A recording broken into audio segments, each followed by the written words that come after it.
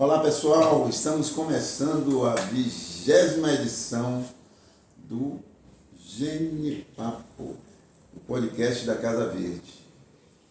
E esse Genipapo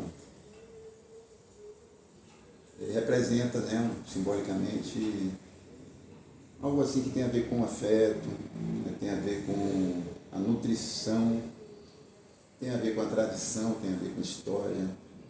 E a cada encontro aqui, a gente traz de cada convidado a sua genética também, o seu gene, o seu DNA. E hoje é dia 3 de julho, um dia após, o 2 de julho, que é uma data super importante aqui para a Bahia, para o Brasil, dia da independência. Você fala independência da Bahia, hoje você fala independência do Brasil na Bahia, E a gente está celebrando a 20ª edição, Interessante. A gente está aqui na Casa Verde, que é um espaço que é uma ilha de vegetação bem verde, cercada de concreto por todos os lados. Uma casa que fica na Avenida Dorival Caymmi, número 108, aqui em Itapuã, Salvador, Bahia, Brasil. E tem uma nascente aqui no quintal, Eu estou aqui com meu amigo Fábio Chiva. Segura o Genipapo, Fábio Chiva. Sempre o perfume dele, Muita alegria. E hoje a conversa, vamos de poesia, vamos de arte, vamos de educação, vamos de propostas positivas para mudar o mundo, com esses dois lindões aqui, Sérgio Farias, Lúcio de Oliva, que estão se conhecendo agora, acabaram de se conhecer. Então, assim, eu vou passando aqui o Genipapo, e estamos aqui também com a companhia perfumada aqui de Vrinda, Ananda, Hare Krishna, Haribo, trazendo a Muni, trazendo a vibração de Krishna aqui na nossa conversa. E eu quero propor aqui Fabiola Campos. Salve, salve! Fazema Jurema. Aqui nos bastidores. E assim, que com a gente estivesse se conhecendo aqui, vocês se apresentem um para o outro e aproveitem e se apresentem aqui para os genipapeiros. Gratidão, queridos, pela luz de vocês, São Paulo. Sinta esse perfume. Que tem a ver com licor também, que É isso, a gente sempre pergunta. A bebida, a alegria, Antes de você se apresentar, o que ele te lembra, Você já falou do licor do São João. Eu gosto muito daquelas bolinhas que fazem de doce de genipapo, O licor, eu só tomo muito pouquinho, no São João. Mas é uma fruta muito forte, em termos de nutrição, do ferro que tem. É muito bom para a vida da gente. E o Genipapo também, que é essa iniciativa importante que possibilita que a gente se encontre e troque ideias e converse sobre os assuntos que podem interessar as pessoas. Isso vai para a rede e toda pessoa pode acessar, pode interagir conosco por meio do meio virtual. Eu fiz o meu curso universitário na Universidade Federal da Bahia. Assim que me formei, me tornei professor da Faculdade de Educação. E aí me dediquei à educação o resto do tempo, à educação superior. Ocupei vários cargos administrativos, além de dar aula, fazer pesquisa, e aí fiz pós-graduação, enfim. Atuei na pós-graduação, orientando teses de dissertações, sempre no campo da educação e da relação da educação com arte. O assunto que mais me interessa é o que é importante a gente fazer no campo educacional para desenvolver as outras capacidades humanas, além da razão, do raciocínio, da lógica, da memória, do cálculo. E, nesse sentido, a arte que possibilita o sujeito se desenvolver nos outros campos do saber, do conhecimento, por meio das sensações, dos sentimentos e da intuição. Então, essas outras capacidades, além da razão, elas são fundamentais para que se alcance uma educação integral. E a arte tem esse papel muito especial de proporcionar às pessoas a educação da sensibilidade. Eu acho que a gente precisa mais do que nunca isso, né? Hoje em dia, que as pessoas desenvolvam sua sensibilidade para que a percepção seja mais apurada da situação que a gente vive para as pessoas saberem como agir, o que fazer para melhorar, né, o modo de vida. Afinal, eu acho que esse é o desejo de todo mundo, viver melhor, ter uma vida de melhor qualidade. E isso significa que a gente não consegue fazer isso sozinho. Tem a necessidade de viver em comunidade e compartilhar, né, os conhecimentos, os saberes e as ações para que isso seja uma coisa coletiva e não individual, competitiva, né, de dominação, mas tendo como valores primordiais a cooperação, a solidariedade, o bem viver, o diálogo.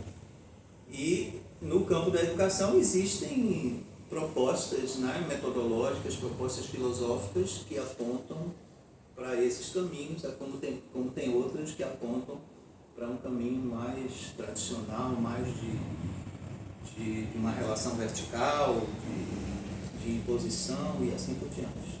Então com Você é isso. soteropolitano? Baiano? Eu nasci na Ribeira, sou da Ribeira. A Ribeira! Conterrâneo! Uhul! Viva a Ribeira! Sou da Ribeira, a minha casa ficava na Rua do Inhos Rabeiro. Eu vivia a Não era grande na Lélia parte Piedade, não, né? paralela, né? É verdade. Eu vim Rabelo. Número 57, depois número 84. A madrinha de meu irmão é dali da Lélia Piedade, tem uma turma que você pode ter Eu sou da conhecido, Ribeira. Paulo, Luiz, Silvio, Eneida. Vivia a maior parte do tempo em Salvador mesmo, mas eu saí para estudar, Para né? quem não conhece, né, a gente está aqui em Itapuã e a Ribeira é o outro extremo. Do outro lado da Na cidade, dentro já da Bahia dos Santos. Dois Numa lugares península, na maravilhosos. península de Itapuã e Itabaji. Ribeira. Península de Itabaji. Perto da Igreja do Bonfim. Beleza, depois eu quero perguntar. Tem muito assunto aí. Eu queria perguntar, porque e na arte, por exemplo, você canta? Sim, como é que entra a arte? Você canta? Não, a minha área de atuação é o teatro. Teatro. Né? Porque senão eu já ia pedir para você cantar aqui. Não. Assim que eu vou pedir ao nosso poeta Não é a minha praia, não. E além de ser um cara realista, também representa. Ator é uma profissão digna de muito respeito. Enquanto eu estava na escola, eu comecei a fazer teatro. A minha escola foi lá na Ribeira, né, o João Florencio Gomes. Lá eu comecei a fazer teatro já quando eu estava saindo, no terceiro ano colegial. E a partir daí eu me aprofundei nesse campo, né, dos estudos teatrais e juntei a educação com o conhecimento de teatro. Conhecimento é a prática. E aí o meu doutorado já foi em teatro, né, o mestrado foi em educação e o doutorado foi em teatro. Então eu passei a trabalhar mais a arte teatral, sendo ator também e atuando como diretor dos meus alunos, ensinando teatro e a arte teatral numa perspectiva educacional. Muitas perguntas surgindo nesse coisa, mas vamos ver o que é que o nosso Tome poeta aqui o Lucioli já... ginipapo, agora é seu. O que é que esse ginipapo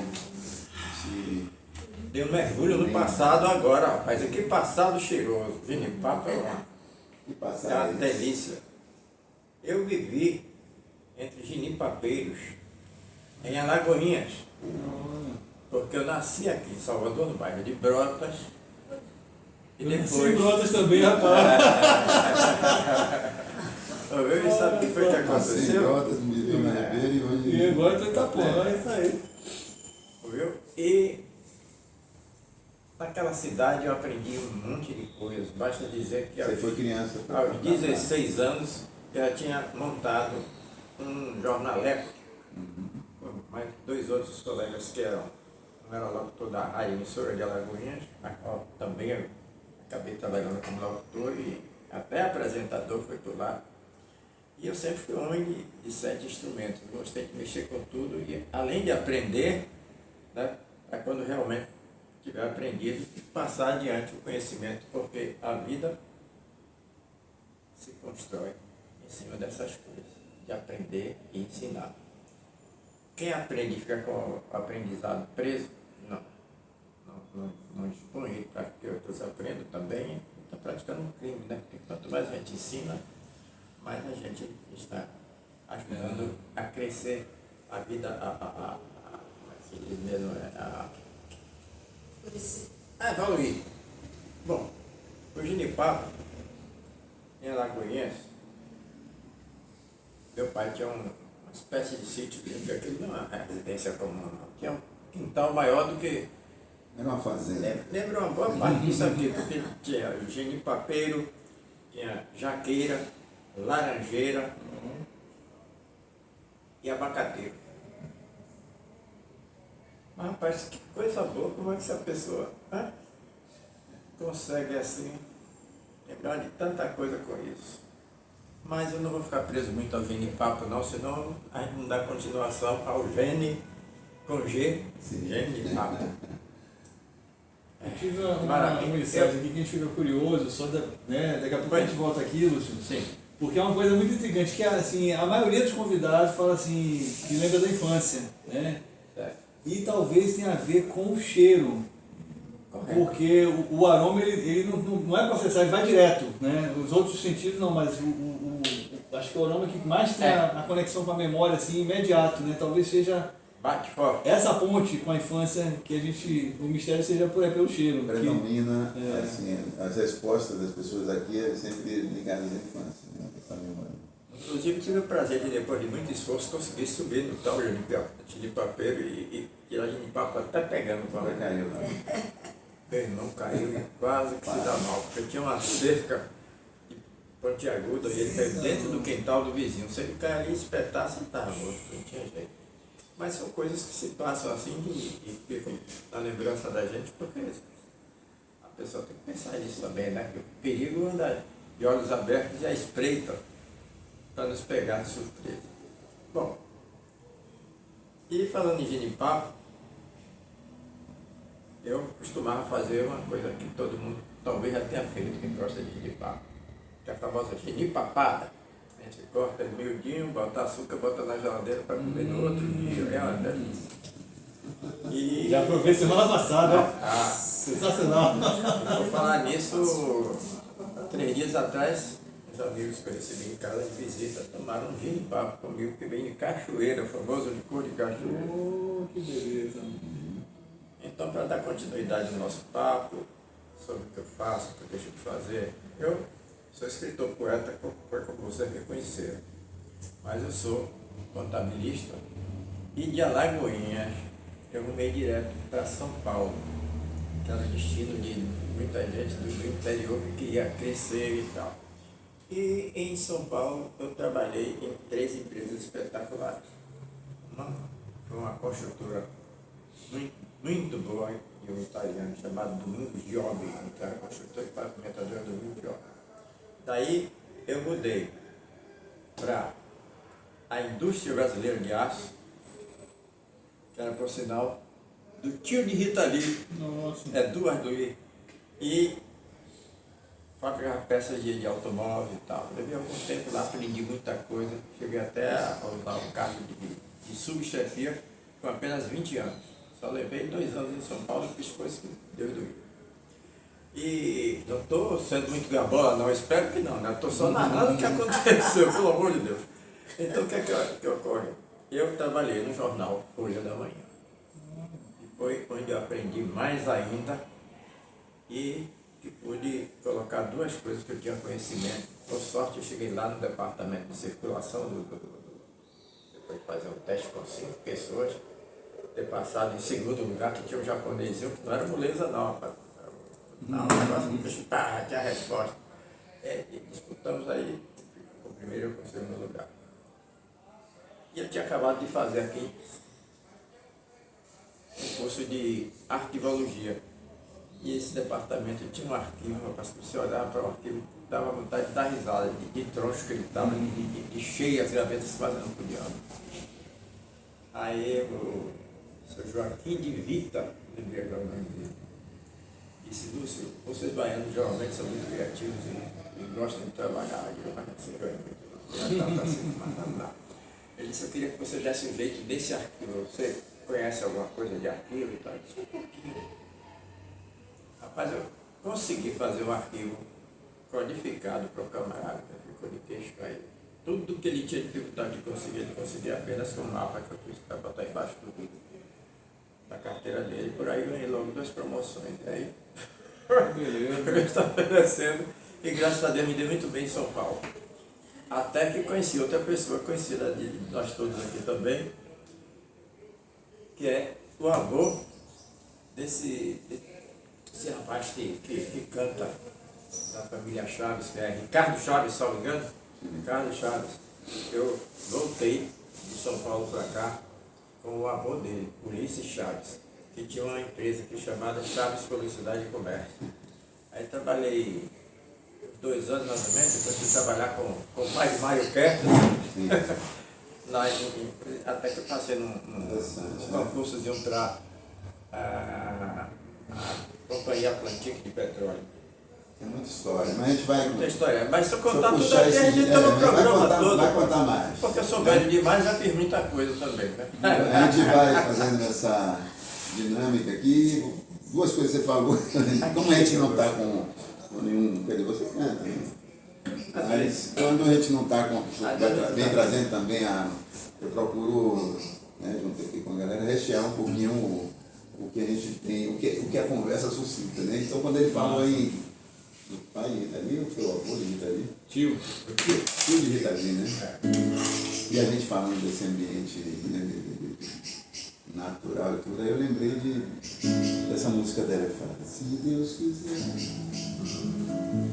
um dia eu quero ser índio, Ai, Indra. viver pelado, pintado de divisa, Fala, linda. tão eterno, ver um bicho que espantar polícia, e toma banho de sol, banho de sol, banho de sol. Se Deus quiser, um dia acabo voando, tão banal assim como um pardal, meio de corpo e contrabando, desviar vestido, deixar que me xinguem, e toma banho de sol, banho de sol, banho de sol. Baila comigo, como se baila na tribo. Baila, baila comigo, lá no meu esconderijo. Ai, ai, ai, baila comigo, como se baila na tribo. Baila, baila comigo, lá no meu esconderijo. Esse trecho para trazer a música, né? Uma lembrança, né? E aí ele falou de Ricardo Chaves. Veio uma na minha cabeça, mas qual é que vem de vocês? Eu só conhecia uma dele mesmo, porque foi a que você Fala, conseguiu cara. se destacar, que foi... É o bicho, vai me devorar, uma coisa assim, né? Essa que eu conheço também. Só me lembro dessa. Mas tem outras, mas né? Tem uma que ele fez com o Carlinhos Codazaba, né? É muito bonito. Meio da tábua, vira a palma da mão, no tambor, no meio da tábua, plantar a planta do pé, virada do sol, liga todo dia no reggae da Bahia, e o baiano de Lula Gonzaga, não há rua argentina como esse do sertão.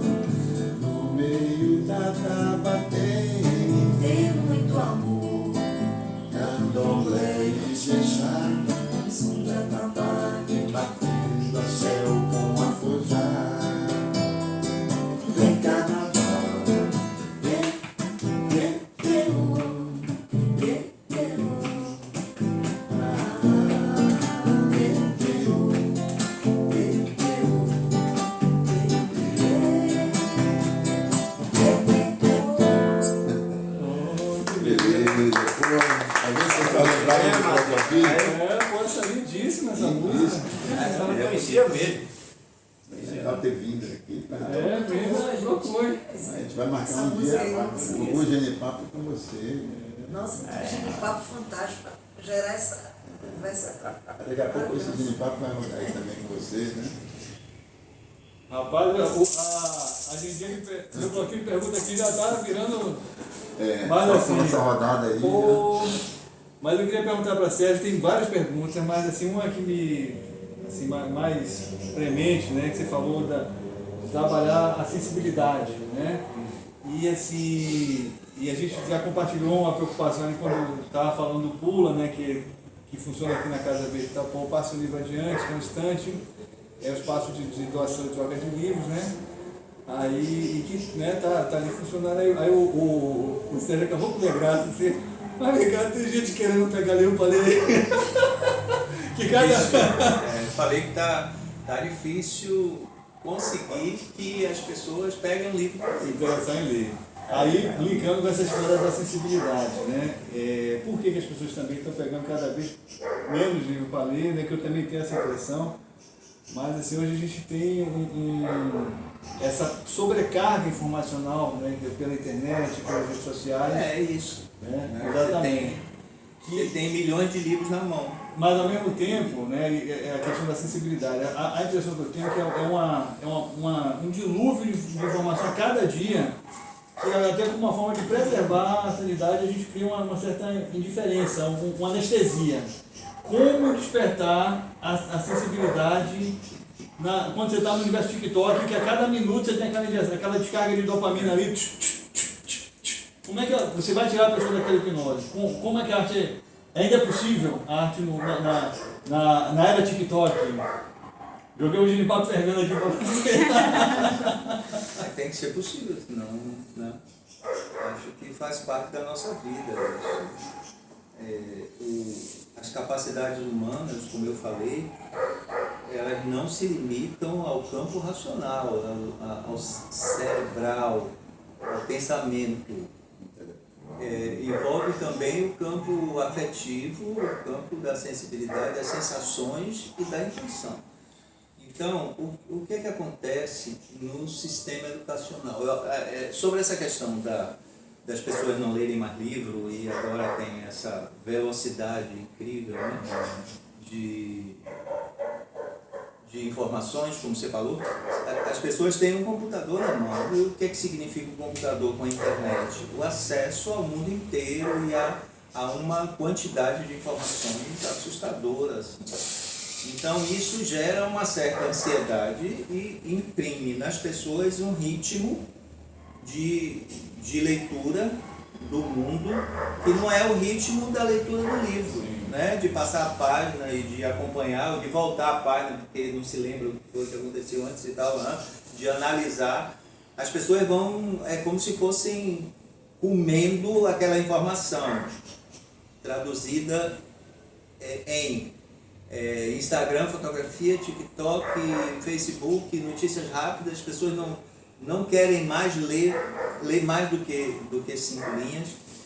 Então essa enxurrada de informações vem sob forma muito condensada, né, de títulos, de coisa muito apressada, com o início do texto. Você já tem uma ideia do que é que está ali, aí passa adiante porque vem aquela ansiedade de querer mais e você vai passando com o dedo, né? Essa coisa, aquela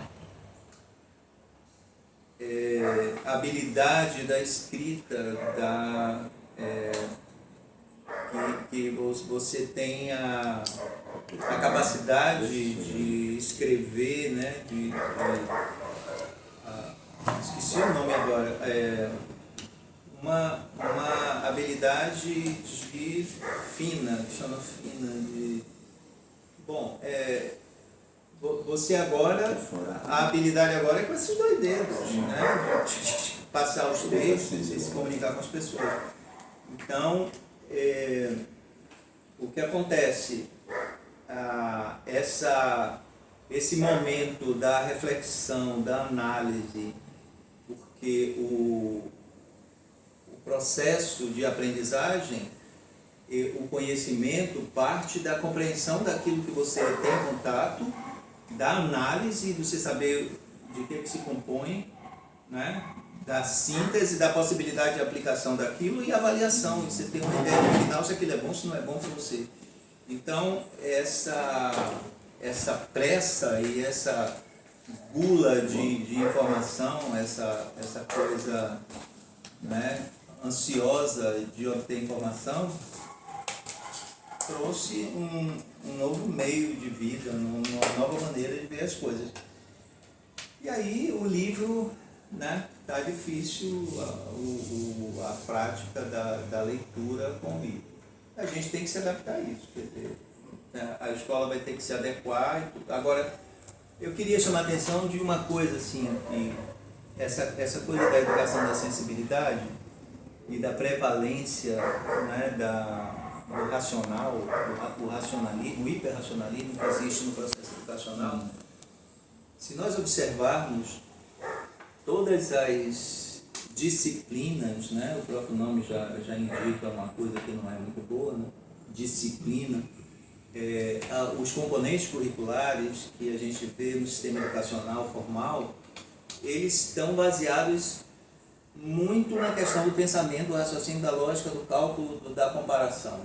E muito pouco nos outros campos que eu citei, né? E as pessoas precisam se desenvolver para ter uma educação integral. Você repare que na escola, os únicos componentes curriculares que possibilitam o desenvolvimento dessas outras capacidades que não sejam pensamento, elas são desprestigiadas, que são as artes e a educação física. Então é aquilo que fica para o resto. Porque o que é que acontece? Quando você vai dar uma aula de arte, né, o campo das artes plásticas, o objeto está fora do corpo. A música, o instrumento está perto do corpo e está ligado com ele pelo sopro, pelo dedo, enfim. Agora, o teatro, a dança e o teatro, o corpo da pessoa está em presença, está acontecendo, né? na cena, né? no ato artístico. E aí, quando você vai dar uma aula de teatro, só o ato de tirar o sapato e você ter o contato do pé e você levantar da carteira, o que é que acontece? Todas as matérias deixam o estudante preso na carteira. As únicas matérias que tiram ele da carteira são artes e educação física, são as menos privilegiadas, as menos valorizadas no processo educacional. Então, para esse desenvolvimento da sensibilidade e estimular que as pessoas tenham uma percepção melhor da vida e construírem seus caminhos, né, de uma maneira adequada para serem mais felizes, requer que essas modalidades de ensino, os trabalhos de grupo, a participação ativa, o estudante falando na sala de aula, conversando com o professor, dialogando, né? Ter o diálogo, ter a conscientização, quer dizer, o questionamento das coisas para ele desenvolver, né, a sua opinião. Isso tudo precisa ser inserido no processo educacional e isso implica em rever os currículos e as programações de ensino no sentido de contemplar de uma maneira mais ampla esses componentes que possibilitam o desenvolvimento das sensações, dos sentimentos, da intuição. Só o fato de você tirar o sapato e andar pela sala e experimentar os 3 planos e ouvir uma música e promover um movimento corporal a partir do som e da emoção que você está sentindo, né? Isso já muda completamente a maneira de ver o saber, o conhecimento, o campo do conhecimento. Então você tem a doxa, né? Que é o conjunto de opiniões que as pessoas têm no mundo, né? Os cachorros hoje estão alucinados, né? Então você tem a doxa e você, no processo educacional, é que você compõe a episteme, né? Que são os dados que você pode analisar para construir teorias. Então esse processo ele é normalmente feito nas escolas, né?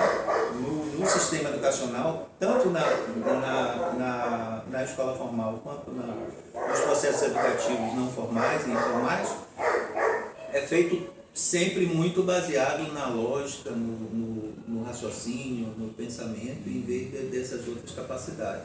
Então, acho que uma medida para desenvolver mais a educação da sensibilidade seria uma inserção maior desses componentes curriculares que tira o estudante da carteira, da prisão da carteira, ele fica lá sentado, só ouvindo, quando muito falando, às vezes, né? Vendo, lendo, ouvindo, falando, escrevendo, calculando, e não com o corpo livre e se relacionando com o mundo, né? De uma maneira orgânica, de uma maneira prazerosa e tudo mais. Então, o domínio estético da aprendizagem ele fica prejudicado no sistema educacional vigente.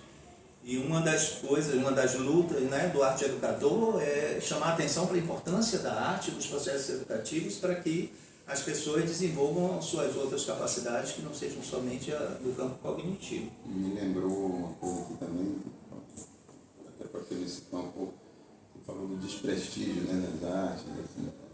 Por exemplo, eu vi recentemente um jovem que resolveu optar por mudar um curso, não lembro qual era o outro curso que ele estava fazendo, foi um curso de História. Ele foi duramente criticado por isso, né? Entra também nesse âmbito aí de desprestígio algumas áreas sim, de atuação. História, sociologia e filosofia, nós vivemos 6 anos tenebrosos, né, de perseguição, né, das pessoas que trabalham nesses campos, né? Antropologia nem se fala, enfim, arte muito menos, cultura de um modo geral. Então, a história está ainda nesse campo do racional, só que a história tem um componente, dependendo também da forma como ela é ensinada, né, no processo educativo. A história possibilita que as pessoas reflitam sobre a sociedade, como ela se constitui, se há um processo de conscientização, como eu falei, da importância do desenvolvimento da sensibilidade e da conscientização. Então, o Círculo de Cultura, por exemplo, proposto por Paulo Freire, leva a isso, né?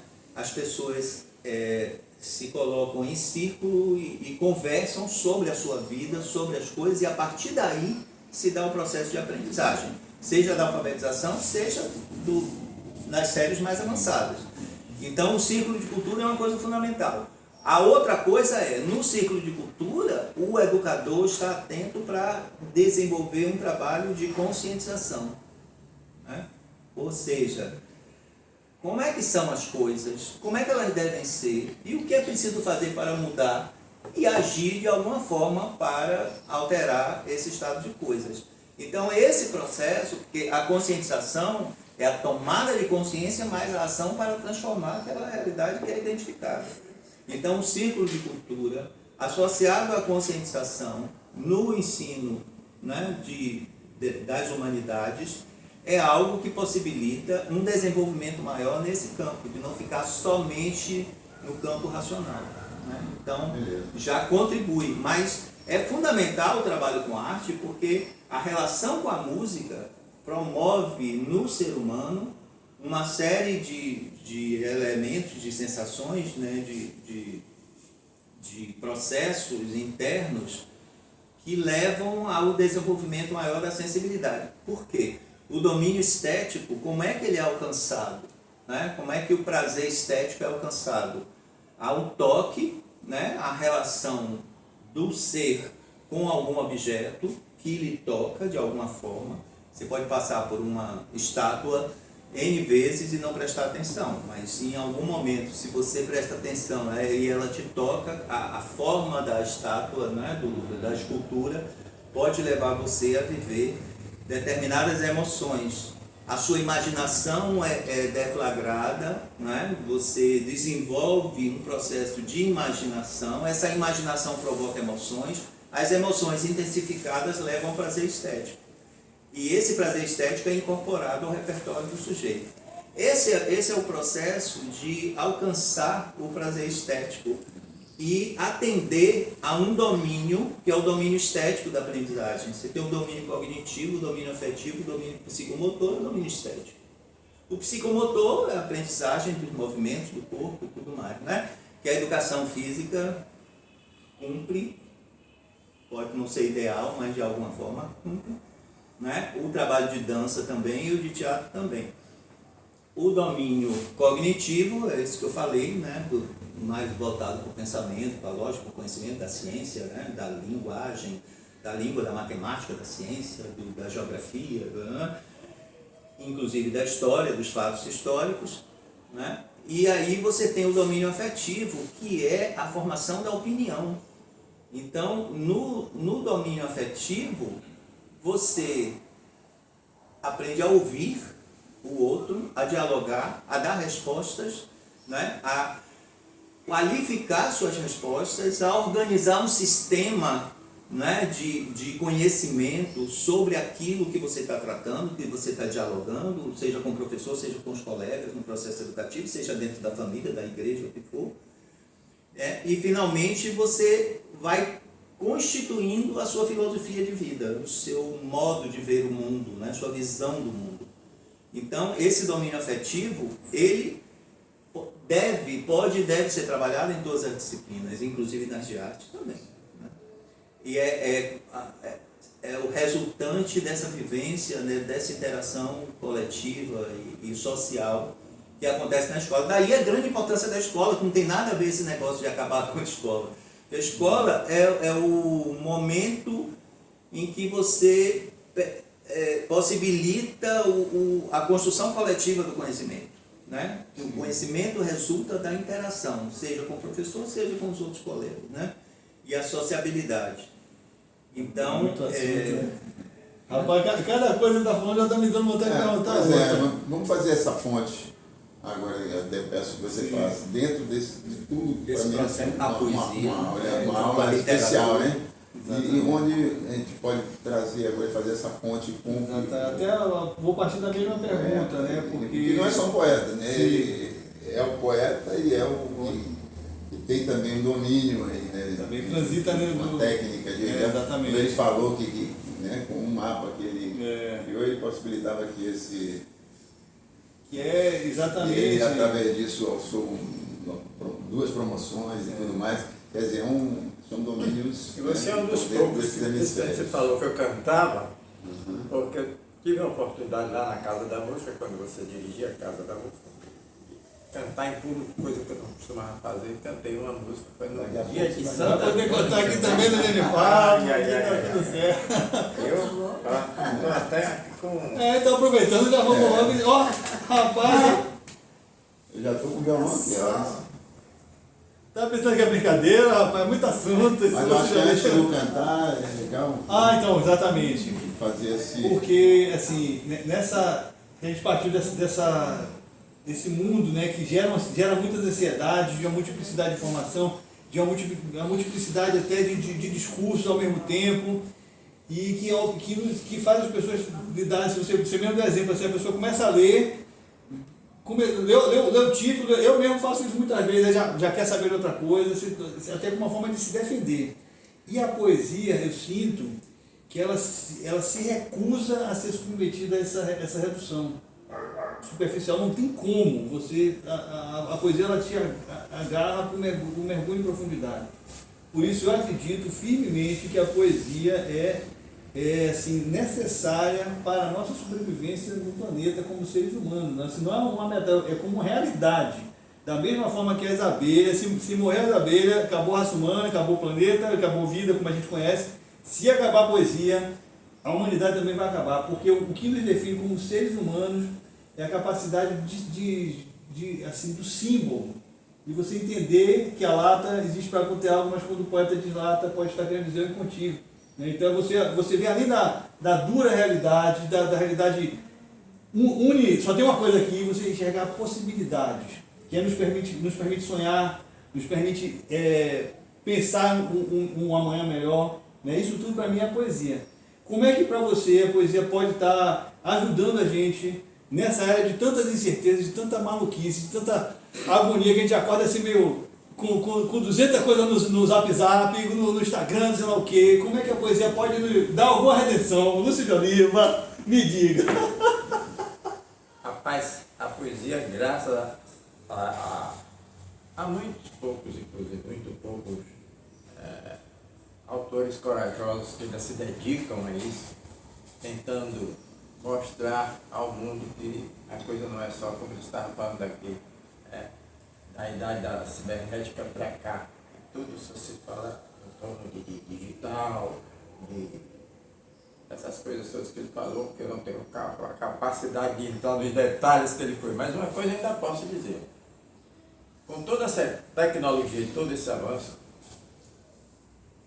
o conhecimento adquirido pelo livro que você mencionou, que a pessoa vai à volta do mundo adquirir conhecimento através da internet, por exemplo, jamais vai nos trazer a emoção que um bom livro nos traz, porque você aprende se emocionando e vê o pensamento de cada um dos poetas, de cada um dos escritores, de cada um que produz a arte de alguma forma, principalmente essa escrita, que para mim é uma coisa fabulosa. Eu acabei de pegar da sua mão no Pula, né? Aquela história do livro, um livro que eu achei interessante. Eu disse, como é que eu faço para poder ler esse livro? Você disse, não, pode levar. Então eu já dei meu pulo. Eu joguei o livro dentro da minha sacola. Mas a poesia é, acima de tudo, para mim, uma das artes mais poderosas, mais belas, né?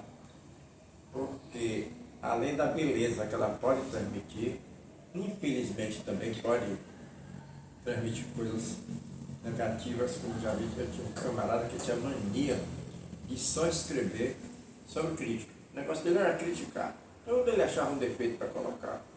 E mas tem cara negativo, como pode existir uma pessoa assim? E eu sempre me preocupei com a poesia lírica, sempre me preocupei com a beleza dos versos, inclusive aprendi com o grande Petrarca, que foi o criador, talvez até sem querer, da coisa que mais se usa em poesia, que é, como é que chama? A poesia que é montada assim de 4, 3 versos, Soneto. O soneto. Foi ele que criou o soneto? O soneto, Sabia. foi ele que criou o soneto. Agora veja como foi que ele criou. Ele, na época que ele viveu, sei lá, 200 anos passados, sei lá quantos, ele precisava se comunicar com a namorada que ele tinha dentro do castelo, ao qual ele não tinha acesso. Acabou descobrindo uma aia, aquele pessoal que cuida das princesas e do pessoal lá da alta elite imperial, uma maneira de se comunicar com ela. Então, ele mandava, através dessa aia, um recado em forma de versos. Esse verso era desse formato. E aí, sem querer, ele criou um sistema que até hoje se utiliza e eu mais gosto, porque poucos 4 estrofes, você contou uma história inteira. Esse poema mesmo que está aí, que já foi premiado, graças a Deus, 3 vezes. Agora a gente vê esse chamado, chamado Esse é do Zé. Mensageiro. Mensagem ao futuro. Mensagem ao futuro. Essa mensagem ao futuro. Você que também é poeta, que além de grande escritor, é poeta, é artista, é compositor, é músico e tal. Você poderia até ler para mim aí, se quisesse fazer esse favor, porque você sendo poeta. Mensagem ao futuro. Se algum dia acontecer o tão cantado fim, a terra, o sol e o mar caírem sobre mim, quero deixar minhas marcas espalhadas nas esquinas das eternas madrugadas, para que cheguem à eternidade do infinito e sejam vistas por alguém que ainda viver, e esse alguém saiba que um mundo tão bonito foi destruído pela sede de poder, que esse gigante, ora disforme, acinzentado, já foi um mundo colorido e admirado, cheio de flores lindas e de belos animais, para que saibam que foi um mundo grandioso, muito importante, respeitado e poderoso, mas sucumbiu ante a fraqueza dos mortais. Oh, uma poesia! É um belo soneto. Agora com ele recitando. Eu acabei de falar em soneto, está aí. Joga esse aqui então pra gente, ó. Ocaso. Joga esse aqui, Lucido ali, vai. Bom, pode incrível que pareça, é um. Agora vai um com dos direito à temas viola e que tudo. mais distribuído e que Calimba e viola. eu não sei decorado. Tem alguns decorados aqui que uma Quem não amizade cola, não também, sabe eu estou decorar. decorando muita coisa. Não sei se o professor aqui concorda. Esse tem outro que você Mas antes, prefere. Você prefere esse mesmo? pode ser esse daqui. Eu também vou querer apresentar a vocês, ó, os Gaviões. Já que estávamos falando de música, porque eu tive um quarteto, cheguei a Esse cantar na tem assunto, cheguei a rapaz. cantar na TV de Itapuã. Tá pensando o quê? E esse o logotipo dos Gaviões que eu que criei e produzi. Nós tínhamos umas camisas padronizadas com gavião, então, naquele jeito. Organizado. Esse é um caso, na realidade, ele tem mais uma estrofe que foi cortada, porque para fazer um cartaz a pessoa tem que ter leitura rápida, não pode ser coisa muito longa, né? Eu sempre faço isso. Mas de qualquer maneira dá para entender o que eu queria. Porque é um caso, todo mundo sabe que é o pôr do sol se aproximando ao fim da tarde. Desmaia o sol da linha do horizonte. A noite chega envolvida em mistério. A vida segue seu desígnio inconstante. A escuridão domina todo o hemisfério. O céu se torna uma paisagem deslumbrante que há milênios vem encantando os amantes, com suas cores, seu brilho, sua harmonia. A ilusão se confunde com a verdade, as lembranças se misturam com a saudade, a realidade dá lugar à fantasia. Isso aqui não chega a ser um poema, é apenas um pensamento rápido que um amigo meu resolveu transformar num cartaz.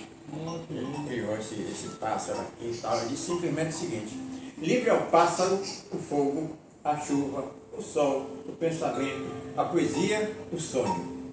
Livre, só o homem não consegue ser. Oh, que beleza. E assim foi. Eu comecei aos 16 anos mandando uma quadrinha para Veja como a poesia mexe com a gente. Eu mandei uma quadrinha para um concurso de poesia naquela época em que nós não tínhamos televisão, coisa nenhuma, era só as emissoras de rádio, cada uma querendo ser melhor do que as outras. E a maior delas era a Rádio Nacional do Rio de Janeiro. E só tinha os covrões da música popular, os apresentadores e tudo. E houve um concurso de quadrinha, e eu mandei uma quadrinha e ganhei o concurso e me veio um pacote desse tamanho, cheio de brinde, eu fiquei sem saber o que era que eu usava, até sandália. O fabricante era um fabricante de produtos de limpeza, era a gordura de coco carioca, era negócio de temperos, essas coisas de limpeza. E me convidaram para aparecer. Rapaz, essa quadrinha sua tem um poder muito grande e tal, você não tem o poema completo, não, fiz só a quadrinha. Eu digo, vocês fizeram um concurso de quadrinha, claro que eu podia mandar o poema, mandei a quadrinha. E graças a Deus deu certo. Mas essa história de ser poeta, aos 16 anos, além desse concurso que eu ganhei, eu comecei a fazer coisas assim. E por falar em mexer com a arte e com a cultura, eu, como estudante em Alagoinhas, movimentei muita coisa lá. E fundei, com 2 amigos meus, que depois foi para São Paulo, montou uma agência de propaganda, ele era muito criativo, muito dinheiro, chamado Clube da Caneta. Fundamos o clube e do Clube da Caneta fundamos o jornal. Eu escrevia algumas colunas lá e tal, comecei naquele tempo a publicar um poemazinho, etc. E daí comecei a tomar gosto pela coisa, fui em frente, e mesmo sem ter estudado no processo, para me encaminhar para esse lado. Eu atingi esse lado e não larguei mais, porque gostar e aplaudir, então eu falei a minha.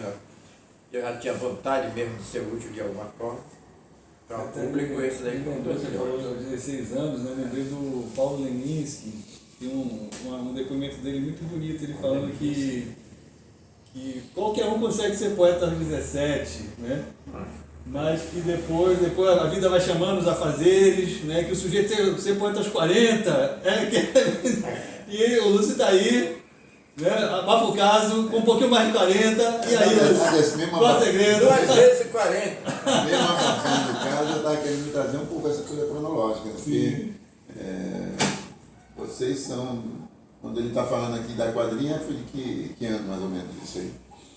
Bom, eu disse que eu estava com 16 anos e tenho Contextualizar um pouco. 85. Oh, De verdadeiro. 85. 70 anos. Vocês podem calcular aí, que eu não sou muito bom de cálculo não, e bem quantos anos tem.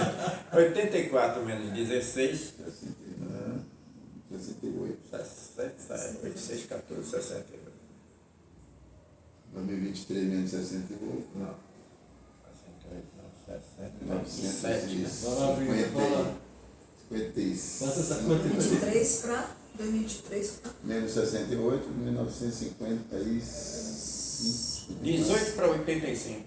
85 menos 18. Não, menos 16, filho. 85 menos É 16. 68. Aí 2023 menos 68, você está com 71, Menos, Você nasceu em se fosse menos 52. 70 seria 53. Menos 58, 68 é Quem tá cabelo 55. quem tá cabelo fica com 50. Mas enfim, então a gente está falando aí de uma história que houveram muitas transformações nesse processo. Né? Pensar o que era Salvador que nós nascemos, né? Todos soteropolitanos aqui na mesa, né? Aqui no sofá temos Todos somos soteropolitanos. mesmo. Agora, Amadeu, hoje você é minoria, que a galera de Brotas e Ribeira está dominando esse genipapo. Mas você sabe que Itapuã é da Maravilha até o Maranhão. Então, vocês estão aí.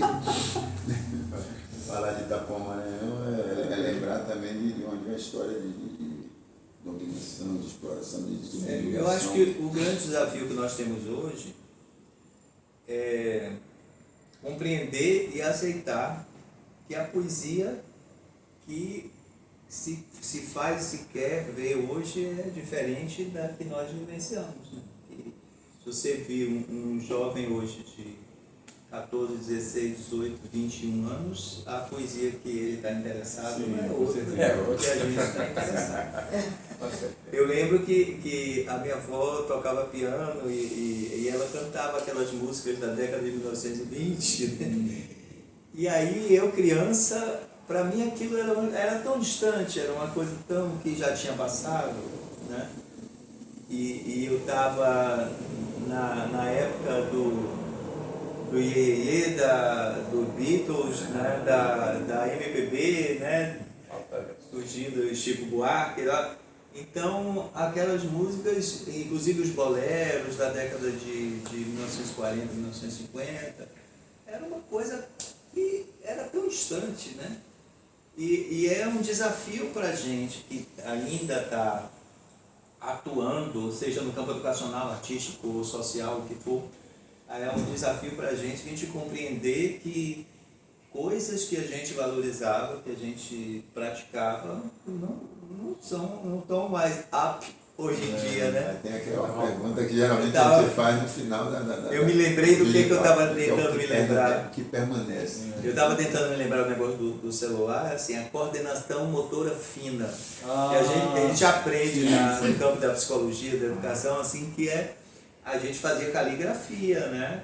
No curso primário e tal. Você repetia aquela frase, o desenho da letra, não sei quantas vezes, para realmente você ficar com a caligrafia, porque era importante se comunicar. Se você vai escrever uma coisa, é importante que as pessoas saibam ler.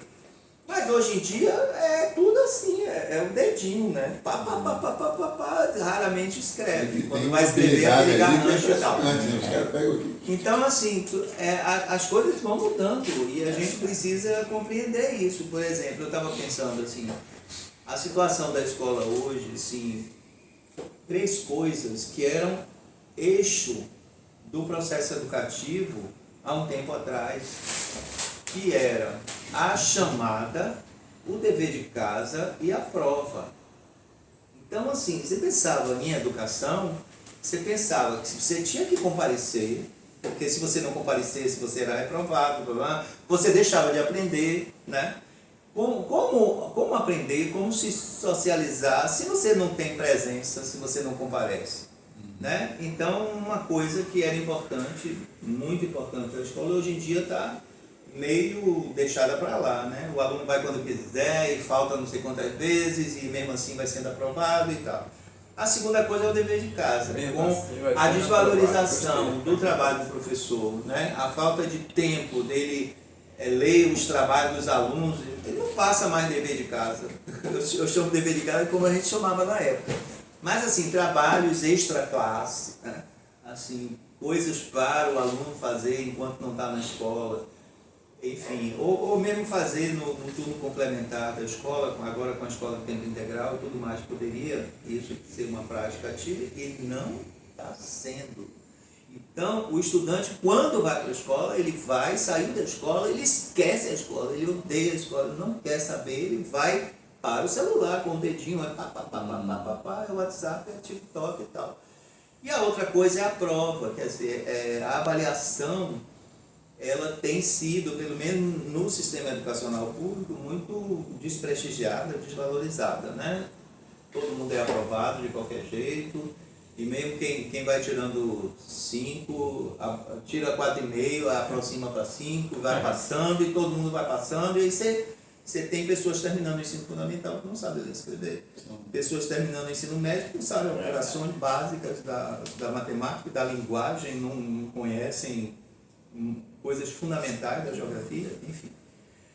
E aí, esses 3 pilares da educação, eu acho que eles precisam ser considerados e repensados em bases democráticas, em bases dialogais, né?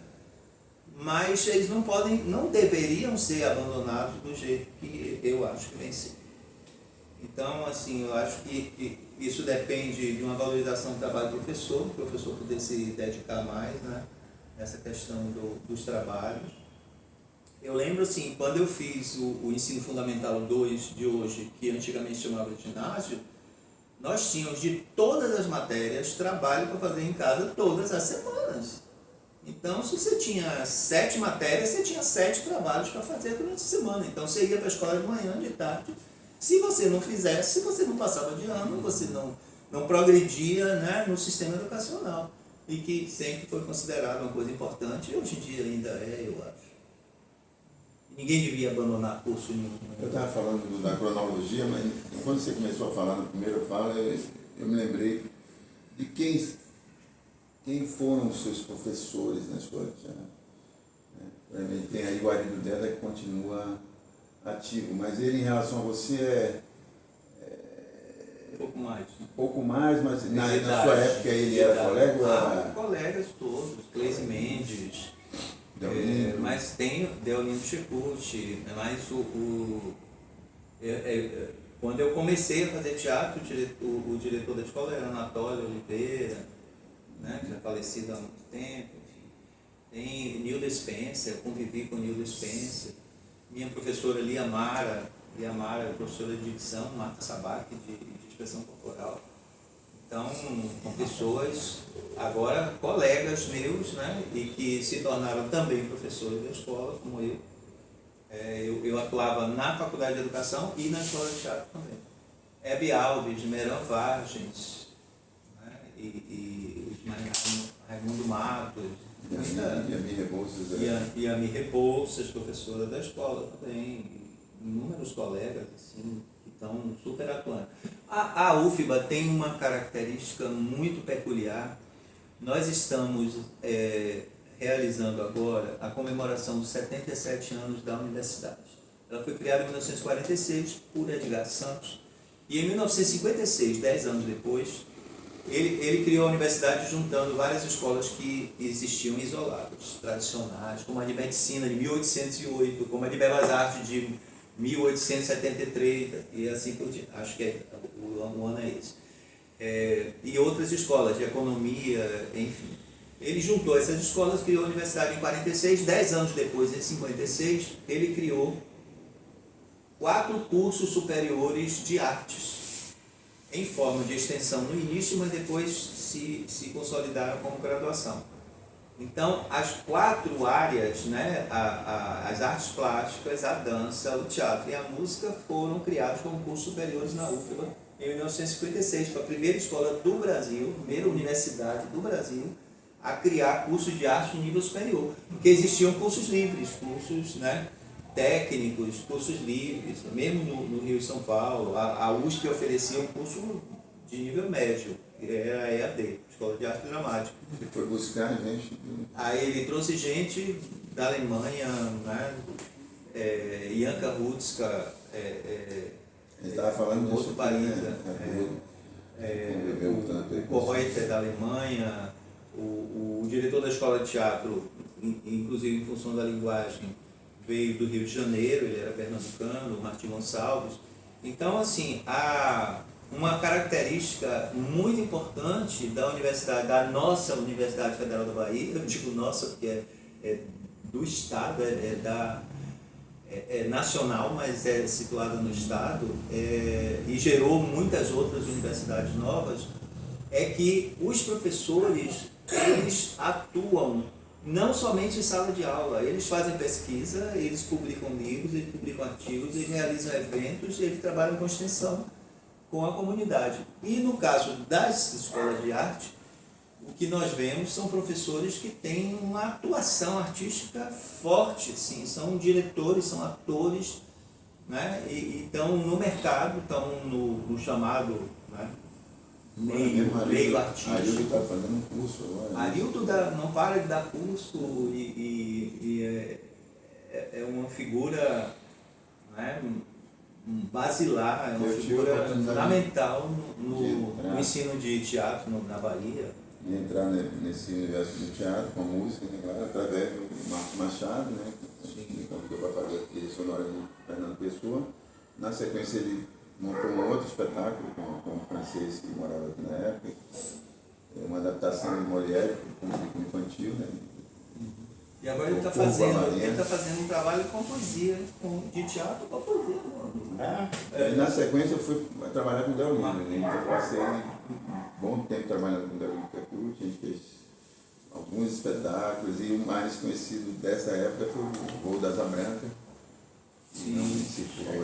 Que era a biografia do Luiz Gonzaga. Ele fez de Raul Seixas também, fez de Manduce, Deolindo fez trabalhos magistrais. Eu fui dirigido com ele como ator na Selva das Cidades, no Teatro do Iquiba. Eu era um dos atores. Fez parte daquele. Fez Dom Juan. Eu fiz Dom Juan com Carmen Paternoster também no Teatro do Iquiba. Fiz cerca de 40 espetáculos, né, entre São Paulo e Salvador. Se alguns de vocês quiserem participar com alguma observação... Mas somente para fazer uma observação aqui, já que vocês estavam falando aí de eu já fiz de tudo, né? Eu quando comecei a escrever meus versos, eu jamais ia imaginar que fosse chegar a um livro de 244 páginas, onde eu bati o meu recorde, que foi publicar 1140 poemas. E a minha poesia já estava conhecida mais ou menos, mais no Rio até do que aqui, numa certa época. Mas esse foi o livro que eu, não que eu fizesse com a intenção de ganhar dinheiro, eu sempre fiz meus livros para mostrar meu trabalho e para divulgar a arte da poesia. Mas esse Terra, o Planeta Escola foi um que marcou a época mesmo, por causa dos poemas que tinham, que eu estava numa época mais inspirada, escrevi coisas mais bonitas. Na realidade, eu nunca procurei que um livro aparecesse mais do que o outro, ou que procurasse vender mais do que o outro. Aí, grande produção de Lúcio de nessa Oliva. brincadeira foram 8 livros publicados. Beleza. Quanta emoção, quanta emoção. Quarta Quarta emoção. emoção. Porque foi o quarto livro. Quarta emoção. Mas esse o Plínio Uno foi o que veio depois, né? É o mais recente. O Plínio, eu lembro bem do Plínio Uno, sim. Oi. Você tem até uma fotografia comigo na porta da Casa da Música, nós dois segurando o livro assim, fazendo propaganda igual. acabei pegando um grande garoto propaganda aqui. Claro. Aquela própria tem com a madeira também. E há uma relação muito estreita, né, da poesia com o teatro. Dentro da dramaturgia, por exemplo, as peças de Shakespeare, elas são poemas. É verdade. No teatro grego, né, a tragédia, ela vinha em forma de poesia também. E assim, o teatro, ele acaba sendo uma arte que reúne elementos de todas as outras, né? Vem da literatura, vem o texto, das artes visuais vem o cenário, o figurino, a maquiagem, a iluminação, né?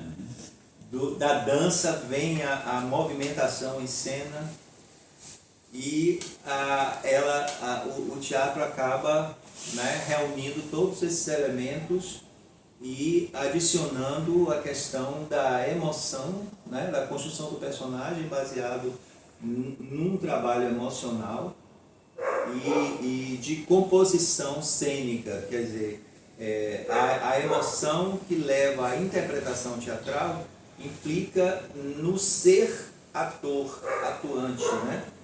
Teatral, ele interagir com todos esses elementos, porque ele tem um texto para apresentar, ele tem um figurino para utilizar, ele tem que estar em determinada situação para a luz funcionar daquela forma que precisa funcionar, né? E assim por diante, quer dizer, a música, a trilha sonora, né, das peças. Então, o teatro acaba reunindo. E as artes cênicas englobam não só o que a gente costuma chamar de teatro, mas também o circo, a ópera, né, a performance. Quando um artista, por exemplo, a performance em geral é um ato único que o performer tem um roteiro e ele começa a interagir com o público que está naquela situação, e são espaços não palcos tradicionais, mas espaços quaisquer, e em geral tem um alto grau de improvisação. Então a performance está dentro também do campo das artes cênicas. Quando o artista plástico faz uma instalação, por exemplo, que tem um corpo humano, que ele próprio participa, ou um ator participa, isso também se aproxima das artes cênicas. As artes cênicas acabam englobando, né, assim, envolvendo, interagindo com interfaces com todos os demais campos artísticos. Todos deviam estudar teatro. Deveria mesmo. Fala com o Música Oliva também, tem você sempre que conta a história, por exemplo, dessa Bahia, do que se fazia na Bahia, que, por exemplo, na época de Oswaldo Farel, eu sempre me traz, todas as vezes que a gente conversa sobre isso, um sentimento assim, que é importante a gente situar as pessoas, né? Porque a gente tem uma música baiana a partir do meio da década de 80, que foi já também a virada dessas questões todas de tecnologia e tudo. Mas a industrialização dessa música, né, tendo a Axé Music como o carro-chefe, né, todas as transformações que tiveram, e quem teve a oportunidade de fazer música antes disso, sabia o que é que movia o artista nesse campo, né? Porque não tinha assim, um mercado de trabalho que a pessoa tivesse assim, uma garantia de uma sustentação, tinha que ir para fora, né? Ou então... Ainda hoje, Amadeu, é muito difícil para um artista, né, garantir a sua vida, sua manutenção, sua sobrevivência, como a gente queira chamar, com o fazer artístico. É muito difícil. Se trouxesse um pouco disso aí, a gente já está há quanto tempo começando? 1h09. 1h09. Para editar um livro, quer dizer, um escritor, um poeta, para editar um livro, ele precisa ter uma fonte de renda outra que não seja o livro. Ele não pode depender desse livro ser vendido para não sei quantas pessoas. Porque um ou outro escritor faz um grande sucesso, mesmo assim as editoras ficam com a maior parte. Né? Exatamente. São os meios intermediários que acabam recebendo mais recursos, mais dinheiro. As Em função editoras do e o pior de sucesso. tudo também, o comerciante. O dono de livraria é quem lucra mais com o livro, quem menos Lucra. lucra, porque agora Infelizmente Já é meio até assim, sobre a né? notícia recente aí que uma dessas grandes livrarias conseguiu reverter o processo de falência, né? Foi mesmo? que essa aqui é tá mesmo, reabrindo é uma algumas das maiores do Mesmo. Brasil, quem editou esse livro, no entanto, quem editou não, onde eu lancei esse livro, e no entanto, eles Mas fala aí. fecharam sem querer para quê. Quero que você fale um pouco desse universo, Vai. né? O Oswaldo Fael, vou falar um pouquinho de Oswaldo Fael, já que você propôs um assunto, porque E Oswaldo, e essa cena Ele- aqui, do rádio, tudo que você... Oswaldo Fael, além de cantor, de compositor, ele era um ótimo locutor. Ele era locutor da Rádio Sociedade da Bahia e fez grandes serestas por aí, das quais eu até cheguei a participar de umas 2 ou 3 saída de noite aí. Participou alguma aqui no Abaeté, antes das que a gente fez? Não, infelizmente eu não Recentemente gostei fizemos muito do passado de Itapuã, não, porque eu morava em Nazaré. E lá eu fiz os contatos com o pessoal da Rádio Sociedade da Bahia, cheguei a escrever colunas no Diário de Notícias e no jornal Estado da Bahia, outro jornal do Diário Associados era Diário de Notícias e Estado da Foi Bahia. conhecido do Jornal da Bahia para cá. O Jornal da Bahia foi quem deu um grande empurrão para mim nos primeiros livros que eu lancei. Jornal da Bahia. Mas o Oswaldo Fael era um cara gozado e gozador. Ele fazia cada pilhéria com o cara no ar, pai. O cara ficava louco, preferia pegar ele. O Wilson Ribeiro, que era um grande amigo meu, era jornalista e locutor de uma voz muito bonita, né? Ele era muito requisitado para fazer gravações. Era aí José Jorge Randan, que você deve ter conhecido muito também, que era outro cara que era bonito. Ele infernizava a vida dos colegas. Ele ia entrar, o Wilson Ribeiro, esse amigo meu, e Oswaldo Fael estava saindo. Aí ele botou na cabeça de Wilson que ele ia errar na hora de dizer Fratelli Vita informa. Olha lá, você vai dizer Fratelli vota em firma. Fratelli vota em firma, vota em firma. Ele ficou tão preocupado com isso, que pegou o microfone e disse Frabilita. Eu me acabei, rapaz, um dia. E ele se acabando de rir. Eu digo, rapaz, como você faz uma brincadeira dessa? Ele vai rir, o Fratelli Vita informa, não sei o que lá. Eu consegui se acalmar, não foi brincadeira. Mas uma coisa dessa, às vezes chama até mais atenção e é melhor para a Fratelli Vita. O meu patrocinador foi lá, porque chamou a atenção para o publicidade, patrocinador. Não tem a menor dúvida. Alguém comenta. Mas lembra uma música dele, Mas não é. além do que ficou mais famosa? Morena bela do Rio Vermelho, seu lindo olhar é um espelho morena, onde vejo o luar. O texto azul, verde do mar, no verde azul dos seus olhos, morena, eu via me afogar. Quisera ser um chorão que leva as águas do coração, morrer e viver prisioneiro entre as paredes do seu coração. Oh, oh,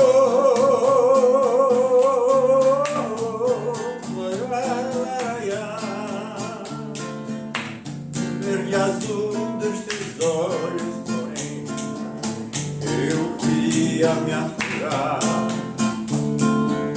Quisera ser um chorão,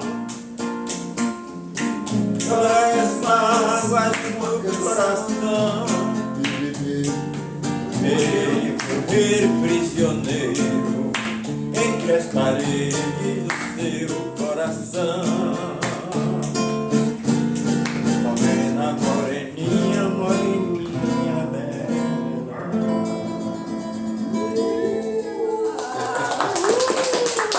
Foi na mesma época. Que gelado, hein, rapaz? Você Minha com dor de peito aí. Agora até o Genipapo ali, né? Ele que segurar. Ele que segurar. Eu pedi pro senhor cantar. Vento que balança. Oh, massa, massa. Vento que balança, lembrar da letra. vento que As ondas do mar, vento que assanha o cabelo da morena e traz notícias de lá. vento que assobia no telhado, chamando para a lua espiar. Vento que na Beira lá da praia, sentava meu amor a cantar. hoje estão Sozinho e tu também, triste me lembrando do meu bem. Vento, diga por favor, aonde se escondeu o meu amor. Vento, diga por favor, aonde se escondeu o meu amor. Na droga! Como dizia Araci. canção ao vento, não, como é oração ao vento, como é essa música? Essa música? Prece ao vento. Prece ao vento. É de Oswaldo também? Não. Essa aí? Ah, você falou qual? Prece ao vento. Essa que a gente cantou agora. Agora é do Dorival Caymmi, né?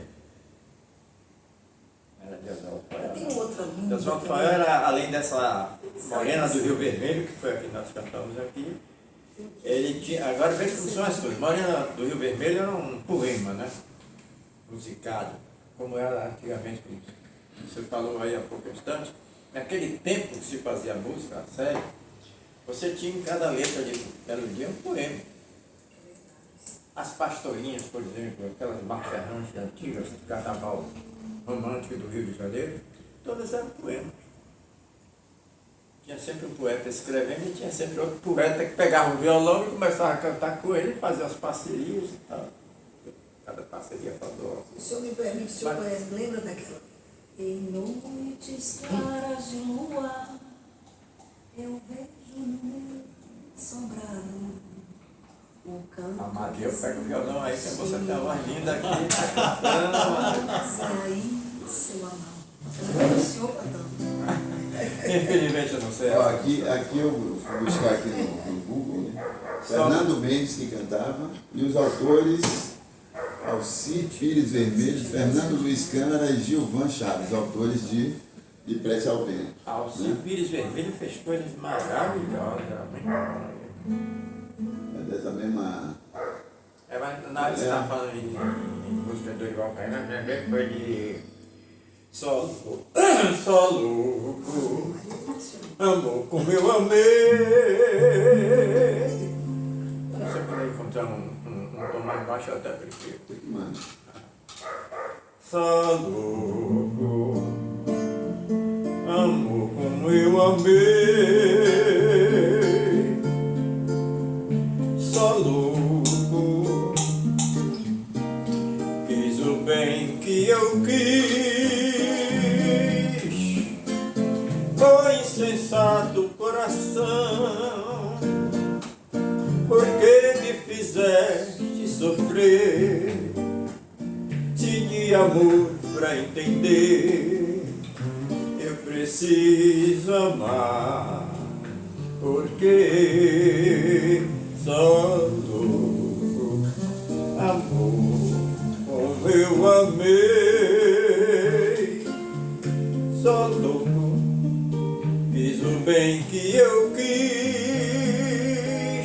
Foi insensato coração, eu peguei aqui, porque me fizeste sofrer. eu já fiz. Se de amor vai entender, é preciso amar, porque só louco.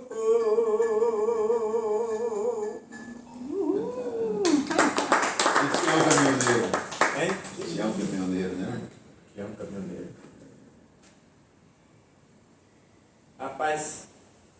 era aquele rapaz que cantava Era aqui. Tiago Marinho, caminhoneiro? Era Tião motorista. Motorista. Tião motorista. É tudo a mesma coisa. Tião motorista. Motorista pode ser de caminhão, pode ser. Eu conheci Tião motorista. Ele tinha um negócio num restaurante ali na Boca do Rio, não era, cara? Mas era do pai dele, não sei quem era, que era muito famoso aqui na Bahia.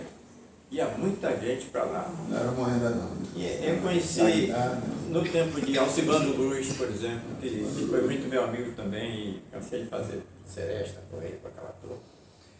Ele levou um samba meu Sim. para o Rio dizendo que ia gravar.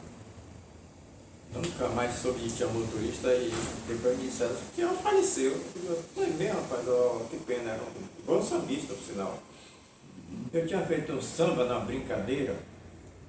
Eu fui procurar um irmão meu que estava sumido lá no Rio, né? Quando eu cheguei na casa do meu irmão, que ele morava em Niterói, disse, Lúcio, João, fui procurar o negócio do emprego lá na Companhia Nacional de Álcalis, lá em... Oh, meu Deus, como era aquele lugar famoso que ficava cheio de artistas lá no Rio de Janeiro? Bem, esquece, viu? Já Tá cinema, né? Não, era uma cidadezinha que fica... Na Macaé, não era Lumiar. Chegou perto. Macaé, Maricá. tinha um forte, tinha praia do forte lá também. Era muito interessante. E nós fomos encontrar esse irmão lá. Angra? Não, mas Cabo Frio. Cabo Frio. Em Cabo Frio, nós encontramos meu irmão, era o mais jovem,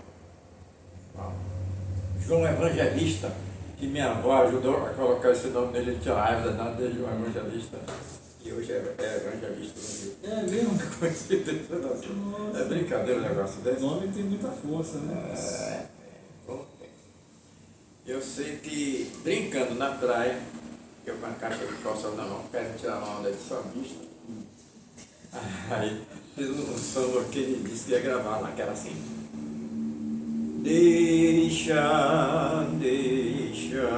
Deixa o crioulo chorar. Deixa ele desabafar. Deixa chorar. A dor que ele sente no peito não é nada fácil de se suportar. O morro inteiro sentiu quando viu seu barraco desmoronar. A sua nega sumiu, ninguém sabe onde está. Deixa o coral e tal. E o samba foi gostosinho, que uma vez eu mostrei naquele tempo que tinha aquele júri na TV Itapuã. E apresentei umas 2 músicas ali, e dava mesmo de maluco assim, de pô, ser poeta, eu quero ser compositor e cantor e tal. Mas de tudo a gente vai fazendo um pouco e acaba uma dando certo. Tá tudo ligado. Né? Tá tudo ligado, porque são artes, né? Irmãs. E eu sei que graças a Deus nessa brincadeira eu acabei conseguindo que amigos meus gravassem em São Paulo, no Rio, aqui. Eu tive um parceiro que era muito bom de violão e cantava pra caramba. E meu negócio era nada disso, eu era contabilista, trabalhava na Tele Bahia, cheguei a alcançar o cargo de chefia. Interessante. E foi quem deu a minha renda de hoje, porque se eu fosse viver somente de... E um dia você foi parar na casa. Um dia eu fui conhecer Chegou um grande amigo desconfiado. aqui, Dr. Amadeu Alves. Chegou desconfiado? Chegou desconfiado. Como é que se chega desconfiado? Tem um poema dele, Ah, ele fez pra Casa da Música. Mas quer saber dessa resenha aí, como é que foi isso? É Casa da Música, deixa eu ver se eu acho aqui. Mas enquanto eu procuro isso aqui, eu vou apresentar a vocês um grande amigo meu, esse careta que está aqui dentro. Olha. Chama-se EP Telefônico. Ele foi inspirado, você está vendo que é uma orelha de telefone público, né? Eu criei esse personagem e uma das publicações que eu fiz na revista da Tele Bahia, ela chama uma revista colorida, muito boa. Que assunto esse Lúcio, hein, rapaz? Eu publiquei, rapaz, muita coisa lá. história em quadrinhos, assim. Gostava de mexer com Vai tudo. achar aqui, a gente fecha com ele. Essa aqui é a capa do meu primeiro livro, que se chamou Poema. Aí, esse aqui foi um amigo meu que era desenhista lá da Taiwan, fez essa capa para mim, poema de luz que eu li. Foi o primeiro livro, só tinha 100 folhas, para esse aqui ter 244, brincadeira, né? Mas devo ter aqui. Ele chegou lá desconfiado, né? Mas veio para a Casa da Música, tá aqui. Quem frequenta a Casa da Música está sempre bem acompanhado. Tem uma plateia distinta e artista para todo lado. Lá você só encontra coisa boa de se ver. Gente querendo ensinar, gente querendo aprender. Se você gosta de arte e é apreciador de cultura, você pode tomar parte sem temer qualquer aventura. Se você é curioso e quer se atualizar, procure a Casa da Música, garanto que vai gostar. E se gostar, peça bicho, pois foi assim que eu fiz, me tornando um assíduo freguês. Comecei meio desconfiado, fui ficando apaixonado e acabei ficando de vez. Até pra Casa da Música eu acabei fazendo poema. Beleza. Eu só tenho que falar aqui que no início, antes de começar a gravar, o Lúcio me presenteou com esse. Agora eu vou saber, eu sou diretor dos Amigos da Casa da Música, eu tô sabendo agora. De ganhar esse cartão. Fiz cartão pra Amadeu, fiz cartão pra mim e nunca mostrei a ninguém. Agora eu peguei esse livro, eu vou levar pra a marquinha aí, ó, dos Amigos da Casa da Música. Muita história. Amadeu, Né, o gene-papo permite que alguém saia da mesa para uma necessidade Se fisiológica. você puder esperar um minuto. É só para tirar a água do joelho. A gente conclui aqui com aquela pergunta, concluir. ele vai fazer um... Vai concluir a história? A gente começa agora o Taekwondo. Vocês estão convidados para a aula de Taekwondo. Que vai começar agora. Não, mas peraí, é uma emergência. Eu vou precisar. Vai lá, eu vou falar pra. Você não, eu tô lembrando uma vez essa tua história. Então a gente conversa um pouco Enquanto você falar, eu vou contar essa história que quando eu pensei. Eu tocava na banda de. Eu tentei segurar. Eu tocava na banda de heavy metal lá no Rio, né? Em Mago Morte. Aí quando eu percebi que eu tava muito ditador na banda, que a gente foi fazer um show em Campos, uma coisa assim. Senta aqui um pouquinho. E tava voltando pra casa. E eu doido pra chegar em casa. Vocês iam fazer o Taekwondo. Vai ter que ir. Hã? Mas eu gostei muito de ouvir vocês. Ô, Voltem sempre, vamos marcar um dia de papo. Próximo Vamos marcar. Foi um prazer ouvir vocês. Deixa eu tocar uma cheia de Krishna aqui, não vou perder essa chance não. Haribo! Beijo, Moisinha. Ô, querido, Haribo, viu? Amei, eu vou vir mais vezes. Haribo! Ó, Ananta, dá meu abraço lá no Luminoso, Muniz, mano. Então, meu velho, a gente tava voltando do show, aí eu doido pra chegar em casa, aí quando tava passando pela UERJ, o baterista, pô, para aí que eu tô querendo ir no banheiro, você pode segurar! Todo mundo ficou olhando pra minha cara assim, aí eu percebi que eu tava um pouquinho Eu demais. lembrei de uma história de viagem. A gente foi para Dinamarca com um grupo chupando de teatro. E aí quando a gente estava viajando, a gente viajou a Dinamarca toda e era um ônibus do grupo de teatro lá, no Ragnarok. E aí um belo dia a gente voltando tinha que pegar um ferry-boat. E eu dormi. Quando eu acordei com uma dessas. Já tava. Rapaz, aí eu fui para a tradutora, né, nossa anfitriã, e aí eu preciso ir no banheiro. Aí ela falou, não dá tempo, senão a gente perde o... Mas ela viu minha cara de desespero, aí ela pediu ao motorista para parar num posto e fez assim, chegou na porta do ônibus, só Amadeu desce! E barrou todo mundo, né? Ainda bem que os outros puderam segurar. Mas eu desci, porque eu acordei assim, já com uma vontade muito grande de... Você consegue, consegue. tirar Eu tinha que ter falado que você Aí, confirmou uma fama do Baiano do pote da Dinamarca.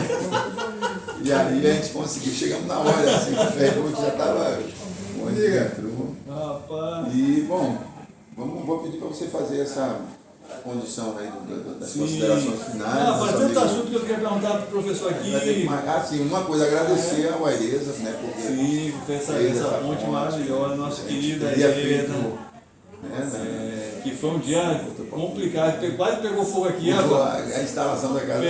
Faltou, falando, pô, nossa. E aí a gente teve que adiar, você viajou, né, já uns 2 meses, não, 1 mês e pouco.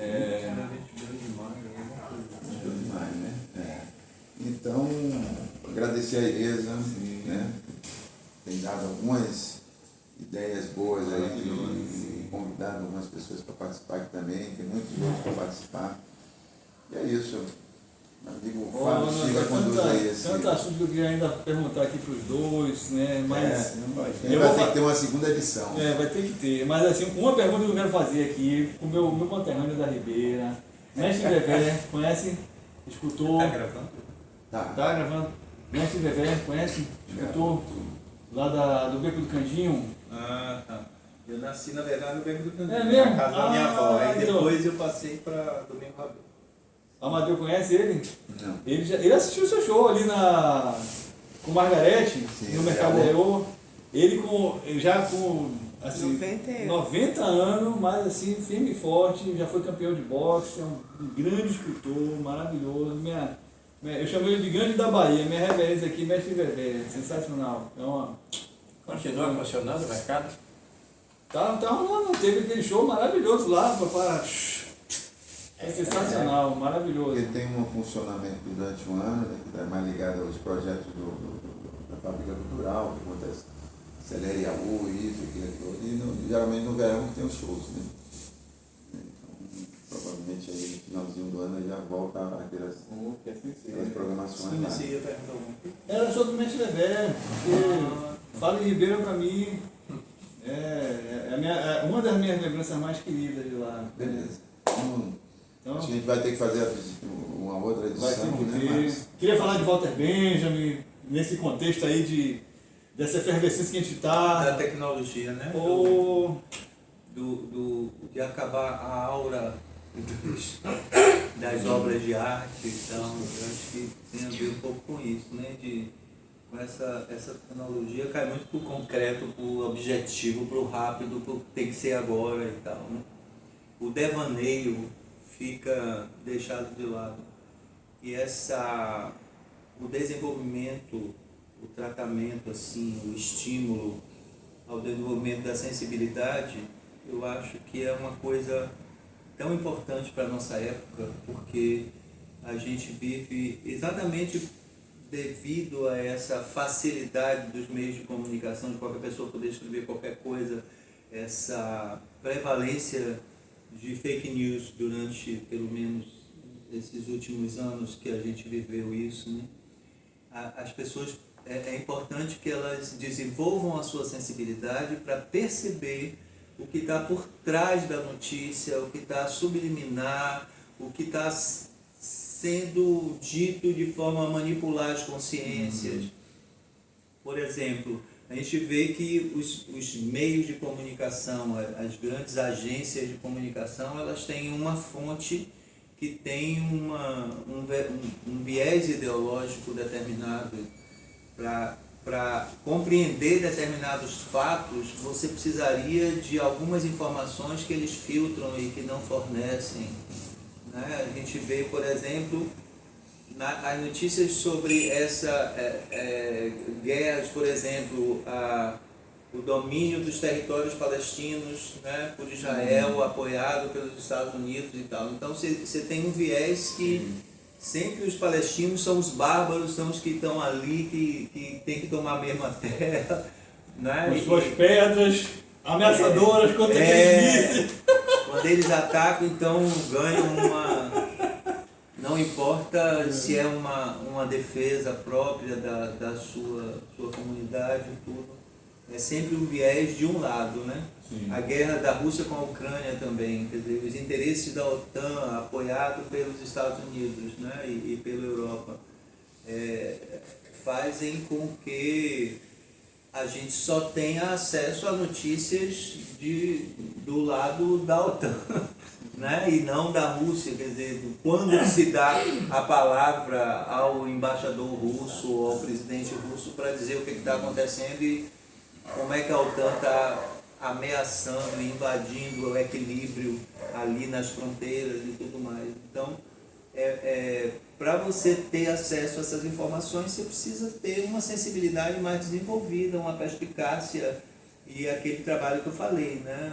O Círculo de Cultura possibilitar que as pessoas se expressem, debatam, dialoguem e haja um trabalho de conscientização para as pessoas se perguntarem o porquê das coisas, o porquê que está acontecendo aquilo e buscar informações para criar o seu juízo sobre os fatos da vida, sobre a sociedade como um todo e para que possam agir buscando construir uma sociedade mais igualitária, mais solidária, mais fraternal, né? E a vida ser melhor para todo mundo. Amém. É o sonho de nós todos. Amém. Que assim seja. Rapaz, o prazer foi muito grande participar desse Gene Papo, principalmente por ter contato com uma pessoa tão importante como nosso amigo aqui, que eu não conhecia, tive o prazer de conhecer agora. E de aprender um pouco também, por que não? Estamos aprendendo sempre, né? Um com os outros. É isso aí, a vida é uma ciclo eterna de aprendizagem. cultura. Exatamente. E um simples gine-papo reuniu esse pessoal todo aqui. Vou dar mais uma cheiradinha nele, dá licença. Como é bom, rapaz. Que a natureza faz, ninguém imita. Pois é, eu agradeço a todos por terem me aturado e prometo que se houver como é que se diz? A repetição do fato, inclusive com o mesmo pessoal, para poder prosseguirmos uma coisa que eu tenho material ainda para mostrar para vocês É interessante quando você falou. Agradeço muito pelo convite. Você falou assim, por terem maturado. Então, de certa forma, a gente sai daqui também um tanto mais maturado, né? Não foi isso que ele falou? Maturado. Ele é me aturado, é maturado. Terem me aturado, tá certo. A lição do Mestre Martoni. Nós maturamos com o papo. O Mestre Martoni, eu tinha uma resistência com a palavra artista, né? Mais por uma influência do Walter Lamarck, inclusive, eu tenho conversado com ele um pouco, que é um artista. Não, ele não se coloca como artista, ele diz que é artista, não, é uma coisa como se fosse um pedestal. Mas aí o Martoni falou que o artista é onde a arte está. Aí a palavra teve um sentido novo, né? Como outras que ele vai lá e revela assim uma... E o amigo Fábio viu também que aqui tem uma aparência, tem assim como um globo terrestre, também de um seio, né? Que nutre também, e com esse seio nutridor, passa aqui para meu amigo. E carinho aí com esse jeito de papo. A referência aqui, claro. Ele está imantado aí, né? É a Gregor, né? É uma poesia, que é um poema genipapo. E assim, e me lembrou muito, né, conversando aqui com o professor, com o meu irmão poeta Lúcio de Oliva, a turminha do Poesia em Trânsito, né? E que eles tinham um mantra que a gente cantava pela Jogo do Pelourinho, a gente participou, foi um período maravilhoso. Tinha um mantra que era assim: arte e educação, a melhor maneira de fazer revolução. Viva a arte, viva a educação, viva a poesia, viva a Casa Verde de Itapuã, viva o Genipapo. Viva o Genipapo!